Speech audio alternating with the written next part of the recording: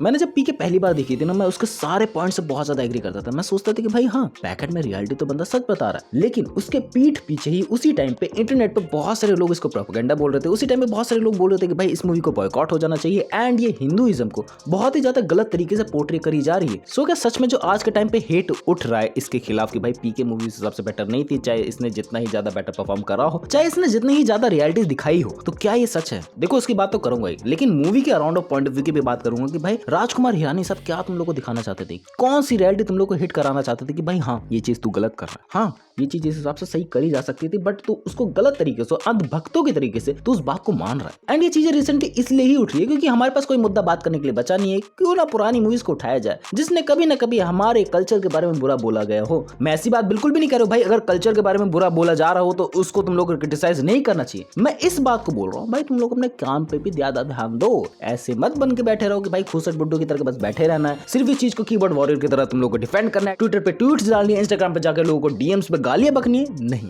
तुम लोग अपने काम पे सबसे पहले फोकस करना है एंड उसके बाद जाके बाकी इन सब चीजों को टारगेट करना है। अब आते हैं अपने मेन इंपॉर्टेंट पॉइंट पे। जिस तरीके से इसमें मेनली टारगेट किया गया है हिंदू गॉड्स को एंड लोगों के अकॉर्डिंग इसमें जो भी सारी चीजें दिखाई गई हैं वो गॉड्स के खिलाफ हैं। जो भी दूध चढ़ाने की बात लेके चलो या फिर ऐसी चीजों की बात लेके चलो जिसमें पैसे ऐंठे जा रहे हो पुजारी द्वारा, बहुत सारे लोग इसमें इस तरीके की क्रिटिसाइजेशन दिखा रहे हैं। एंड मैं अपने बचपन वाले रूप से जाके पूछता ना कि भाई ये सब चीजें सही दिखाई जा रही हैं या नहीं दिखाई जा रही हैं। ऐसा लग रहा है ना कि भाई हम लोग इतना सारा मनी वेस्ट कर रहे हैं, हम लोग इतना सारा खाना पीना वेस्ट कर रहे हैं, या फिर हम लोग किसी के षड्यंत्र में फंसे हुए हैं। देखो मैं मेनली बात पता लेके चलूं, हाँ बहुत सारी चीजों से मैं एग्री करा था उस टाइम पे। एंड आज के टाइम पे अगर मैं ब्रॉडर पॉइंट ऑफ व्यू से देखता हूँ तो भाई हाँ लोग समझदार भी हो रहे हैं, लोग अंधभक्त भी नहीं बन रहे हैं। एंड वही कुछ और ऐसे लोग हैं जो धर्म की रक्षा करने के लिए बने हुए हैं लेकिन वो धर्म के भक्षक है। बैक एंड में बात लेके चले ऐसे गुरु की जो तुम लोग को मैनिपुलेटिव तरीके से चीजें कराते हैं, तुम लोग उनके आइडियोलॉजीज को मानते हो, तुम लोग उनके थॉट्स को मानते हो, इसमें बुरी बात नहीं है, लेकिन तुम लोग उन थॉट्स को बेमतलब का मानते हो। मीन्स ऑफ इट की बात लेके चले उसमें कोई तर्क ही नहीं है, तुम लोग उसको क्वेश्चन नहीं करते हो, तुम लोग सिर्फ उसको एक्सेप्ट करते हो कि भाई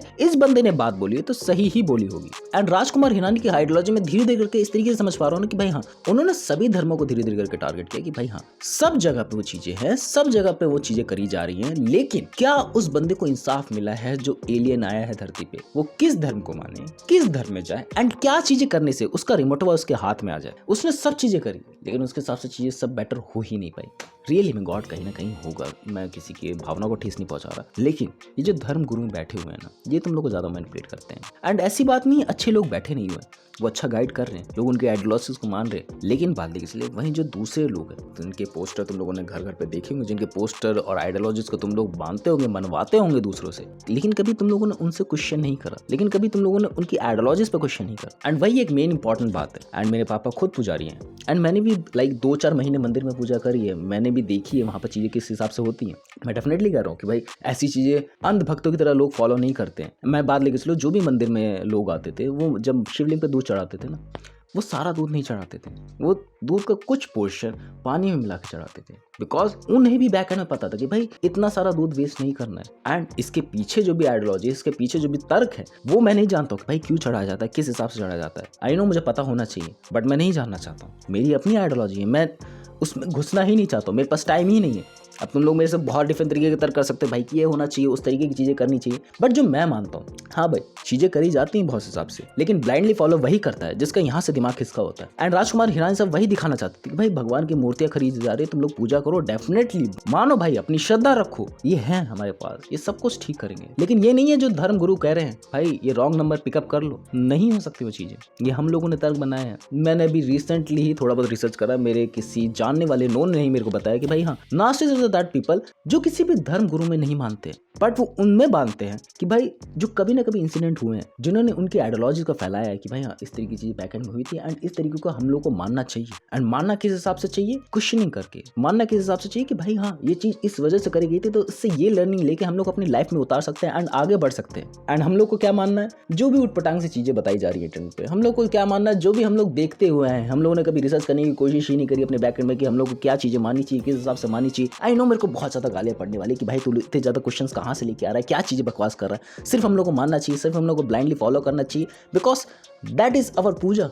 एंड ये पीके मूवी उस टाइम पे प्रोपेगेंडा इसलिए ही बनी थी, या फिर कहो इसी टाइम पे प्रोपेगेंडा इसलिए ही मानी जा रही है क्योंकि इसमें ऐसे लोगों का हाथ है, इसमें ऐसे लोगों को दिखाया जा रहा है, इसमें ऐसे लोगों को पोर्ट्रेल करा जा रहा है जो तुम लोगों को किसी ना किसी तरीके से चोमू बना रहे हैं। वो चोमू बनाने के बाद लेकर चलो तुम्हारे अपनी आइडियोलॉजी में झांसना होगा, तुम्हें मैनिपुलेट करना होगा, तुमसे पैसे ऐंठना हो गया, हवा में से सोना प्रकट करना हो गया, डिफरेंट तरीके की चीजें तुम लोग देखते रहते हो कि भाई ये बोलने लगी, ये बोलती नहीं थी, ये चलने लगी, ये चलती नहीं थी, डिफरेंट तरीके की चीजें तुम लोग इंटरनेट पर देखते आए हो। एंड अब लोग इतना ज्यादा तो अवेयर हो गए कि भाई वो इन चीजों में तो नहीं मानते, बट हाँ कुछ पोर्शन हमेशा रहेगा। ऐसा नहीं कि भाई जहाँ पर सभी लोग अच्छे हो, कहीं ना कहीं वहाँ पर बुरे लोग एग्जिस्ट करेंगे, एंड ऐसा नहीं जहाँ पर सभी लोग बुरे हो वहाँ पर थोड़े बहुत अच्छे लोग एग्जिस्ट करेंगे। हमेशा से होता है, ये बैलेंस होती रहती चीजें एंड बैलेंस होगी बिकॉज इससे संतुलन बना रहता है।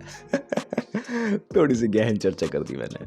एंड अब उस पॉइंट पर आते हैं कि भाई हिंदू गॉड्स उसमें ज्यादा डिस्क्रिमिनेशन करके दिखाया गया है, उन्हीं की चीजों को ज्यादा दिखाया गया है। मैं रियली बताऊं उनको टारगेट करना बहुत ज्यादा ईजी है। एंड बात लेके चलिए जो डिफरेंट रिलीजन को भी टारगेट किया गया है वो थोड़ा सा सटल सा करा गया क्योंकि इनको हर जगह से हेट देखने को मिलने ही वाली थी, इन लोगों को पहले ही पता था। क्यों ना ऐसे स्वीट पॉइंट को टारगेट करा जाए जिन पे ज्यादा चर्चा ना हो सके। इनको पता था एकदम चर्चा होगी, लेकिन ऐसे स्वीट पॉइंट को टारगेट करा जाए जिससे कुछ ज्यादा बातें आगे ना हो। एंड ज्यादा बातें नहीं होगी, मूवी चलेगी, बातें होंगी बैकएंड में, लेकिन उस हिसाब से नहीं होगी कि हमारी मूवी बॉयकॉट हो जाएगी, हमारी मूवी पैसे नहीं कमाएगी।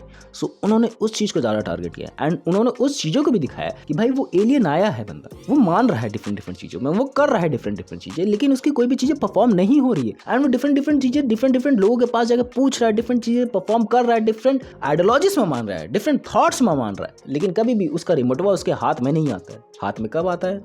जो एक मेन इंपॉर्टेंट पॉइंट मैं तुम लोगों को बताना चाह रहा हूँ, that was a love life. तुम लोगों से हर टाइम बोला जाता है बेटा अगर तुझे शादी करनी है तो तुझे अपने कास्ट की लड़की ढूंढनी पड़ेगी, अपने कास्ट का लड़का ढूंढना पड़ेगा। हर जगह पे हम लोग को देखने को मिलता है। लाइक बात चलिए जो सरफराज वाला एंगल है वो इतना ज्यादा रिलेटेबल है ना कि आज भी उसको देखता हूँ ना थोड़ा सा तो दुख होता है कि भाई हाँ क्या एंगल रखा गया है एंड जानबूझ के ऐसे एंगल को इस तरीके से पोर्ट्रे करा गया है एंड पूरी मूवी उसके राउंड ऑफ कैसे घूमती है, मजा आता है वो देख के। हाँ हालांकि वो कभी भी एडन चीजें सही कभी हो ही नहीं सकती, उसको हैप्पी एंडिंग जानबूझ के दी गई है क्योंकि दैट वाज अ मूवी। क्योंकि हमारे सामने ऐसे कास्टिज्म के बहुत सारे एग्जांपल पड़े हुए हैं जिस वजह से मैरिजेस नहीं होती है एंड इस चीज को गवर्नमेंट इतना ज्यादा सपोर्ट भी कर रही है, तब भी ये चीजें पॉसिबल नहीं हो पा रही। देखो अभी तुम्हारे ऊपर है, तुम किस कास्ट में करना चाहते हो, किस कास्ट में नहीं करना चाहते। मैं किसी की आइडियोलॉजी को छेड़ ही नहीं रहा हूँ। एंड मैंने भी अपने घर पे बहुत बारी पूछा है कि इफ अगर मैं किसी दूसरे धर्म की लड़की से शादी करूंगा तो क्या होगा। जायजा से बेदखल करते हैं, वो बहुत बार बोलते हैं वी कैन एक्सेप्ट इट, उनके डिफरेंट थॉट्स है। एंड अब उनके बारे में कमेंट सेक्शन में कुछ भी मत बोलना क्योंकि उनके डिफरेंट थॉट्स है। मैं उनके थॉट्स को भी मानता हूँ, अपने थॉट्स को भी मानता हूँ, अपने थॉट्स भी उनसे मनवाता हूँ कि भाई ये चीजें इस तरीके की हैं। वो भी मानने लगते हैं कि भाई हाँ चीजें सही बोल रहा है तू। लेकिन कभी कभार गुस्सा भी होता है क्योंकि मैं थोड़ा सा पागल किस्म का आदमी हूँ ना, बहुत ही ज्यादा क्वेश्चन करने लगता हूँ, बहुत ही ज्यादा डिफरेंट थॉट्स अपने बताने लगता हूँ। तो कहते हैं कि या we can accept it but we have a criteria, खाना बनाना आना चाहिए, डिफरेंट तरीके की चीजें होनी चाहिए।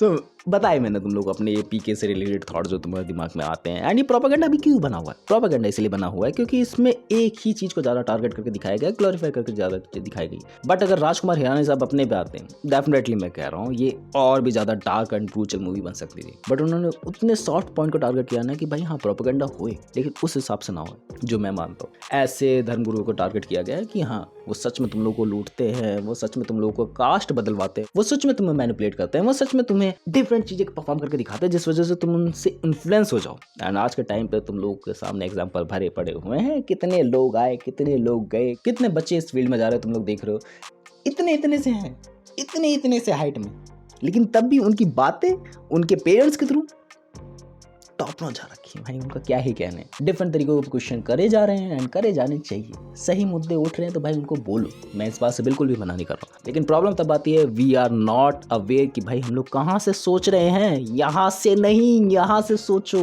That was the main problem. मेरे को पता है मैंने बहुत सारी चीज़ें इसमें वियर्ड सी बोली होगी, सॉरी फॉर इट। अगर तुम लोग मेरे पास से एक्सेप्ट करते हो कमेंट्स में बताना, अगर नहीं करते हो तो वो भी बताना कि भाई क्या चीज़ें मैंने गलत बोली, किस हिसाब से गलत बोली। That's it for the video. मिलते हैं नेक्स्ट वीडियो में, बाय।